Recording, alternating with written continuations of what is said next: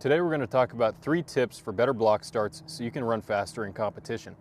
The first tip is to make sure that you feel pressure between your foot and the block pedal in the rear pedal.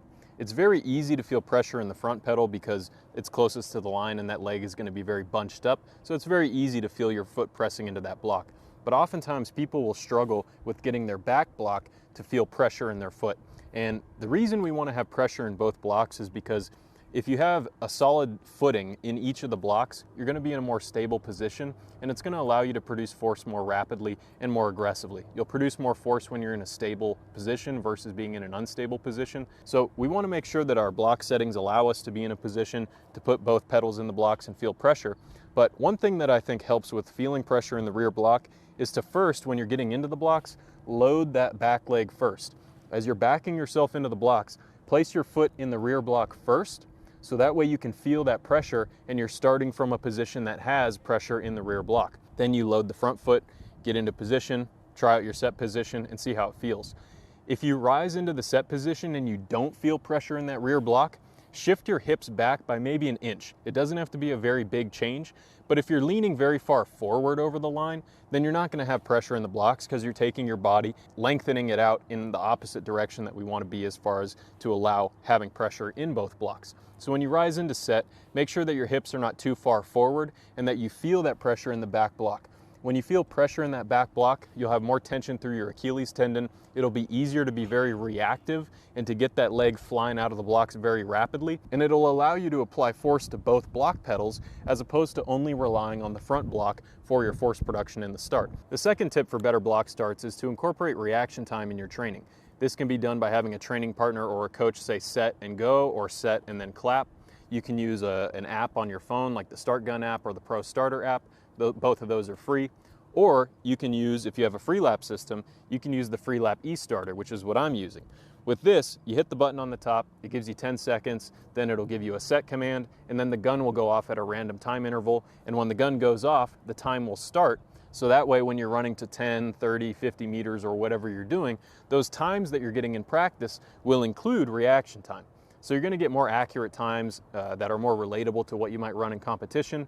And I noticed that when I start either with the app or I start with the Freelap eStarter, that it really raises the intensity level of my training because now I'm not sitting there waiting to go. I'm not waiting, deciding, okay, do I want to go now or do I want to go in 2 seconds from now? I have to be ready to go when the gun goes off. And reaction time is a skill that you can train. You can reduce the time it takes to react and start your sprint by working on reaction time in training. So if you improve your reaction time by 50 milliseconds, well, your 100-meter time is going to improve by 50 milliseconds.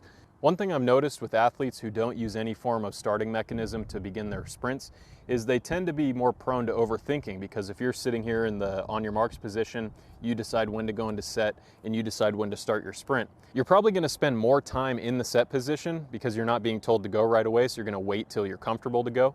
And when you're sitting there in the blocks waiting to go, deciding when you're going to start your sprint, it's very easy to start overthinking. And once we start overthinking, we're more likely to run slow. When we sprint, we need to be in a more primal and instinctual state.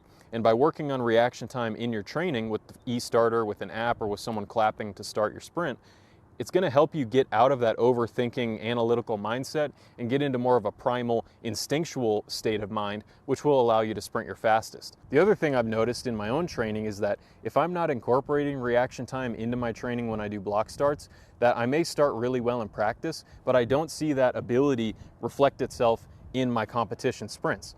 Whereas when I do work on reaction time in my training, I'm preparing myself for those specific demands of the competition event, and it's much easier to transfer my block start abilities into competition. So if you start well in practice but you don't start well in competition and you haven't been working on reaction time, that might be one of the reasons why you're not seeing that ability that you have in practice transfer over into competition. So make sure that when you're doing your block starts in practice, 2-point starts, 3-point starts, whatever it may be, that you're incorporating some form of reaction time, so that way you're preparing yourself for the specific demands of competition, and then you can see your skills transfer better to that competition performance. Now, the third and final tip I have for you to improve your block starts is to work on getting that first step down sooner. The sooner we can get that foot on the ground, the sooner we're going to be applying force to the track, and then we'll be accelerating ourselves into the sprint at an earlier point in time. If you launch out of the blocks and all you're focusing on is projection and just launching as far as you can, other athletes may be getting their foot down sooner. And if your foot is not on the ground during the start, you launch out and you're floating through the air, how are you propelling yourself forward, right?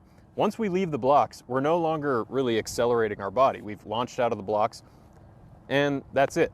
So unless we get that foot down very soon, other people are going to beat us to that next step.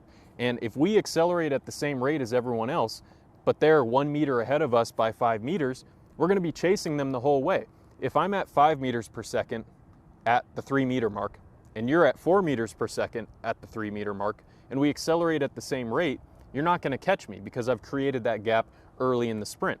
So we want to make sure that when we launch out of the blocks, yes, we're being very forceful, we're using both block pedals, we're making sure we have that pressure in the back block, we're reacting to the gun very aggressively and very rapidly.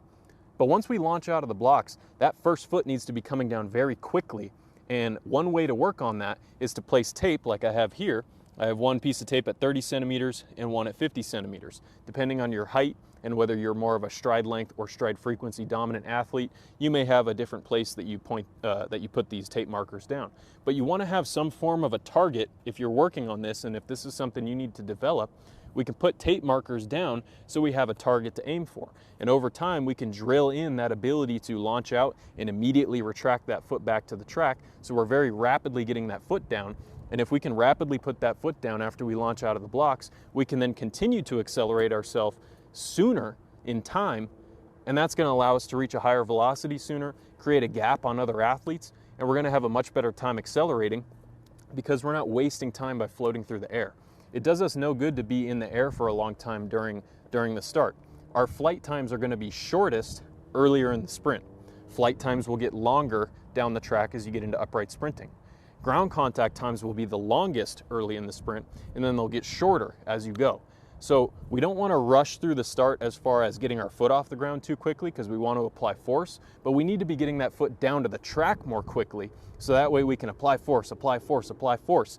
And the more rapidly we can apply force step after step in the early phase of the sprint, the quicker we're going to accelerate, the higher velocity will be at 5 or 10 meters, and the better chance we're going to have to create a gap on our competition, get them stressing mentally because now they see you're in front of them, and set yourself up to run a faster time.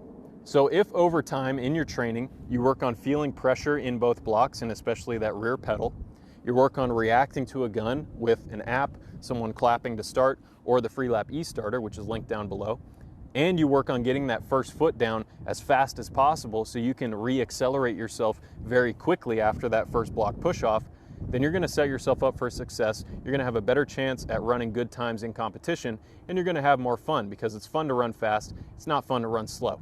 Thank you guys for watching this video. This is Cody Bidlow with SprintingWorkouts.com and AthleteX, signing off.